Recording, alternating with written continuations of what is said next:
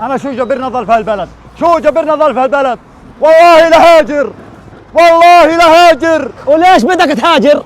بدي اهاجر، انا زهقت. بدك تخلي بلدك المقدسة اللي كل الناس بتحلم فيها وتصمد فيها وتهاجر؟ انا بلد مقدس يا حبيبي، اسعار نيويورك واقتصاد الصومال هذه بلد مقدسة. مين اللي حكى لك يا حبيبي؟ انا اللي بقول كل ما بيجي رمضان بيرفعوا الاسعار. لا يا حبيبي، في عندنا مول في الحارة اللي أنا ساكن فيها، كرتونة الحبش 20 كيلو ب 20 شيكل. بتكذب علي. بدك العرض ولا لا؟ بدي العرض بس ما بكذبش. بدك تلحق العرض ولا لا؟ فيش وقت. يلا امشي. الحقني. هاي دكتور، العيادة بتمشي ولا انا اللي بمشي؟ انت اللي بتمشي. انا بمشي؟ صحيح. شو معي يا دكتور؟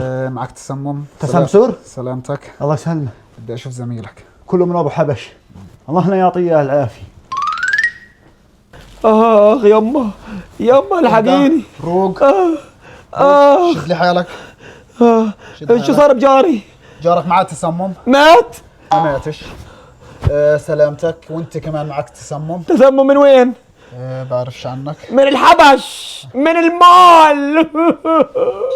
شد حالك شد حالك. يما يا حبيبتي.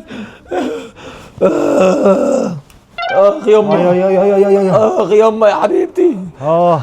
الله لا يعطيك اياها العافيه. كم مبرة اخذت؟ 2. معك تسمم؟ معي تسمم من ورا الحبش. انا فكرتك متت من التسمم. افتكرتني متت. اسمع، شو؟ في عندنا مول في الحارة نسوي 4 علب فول ب10. حل عني انت والعروضات تاعتك، انت بدك تقضي علي.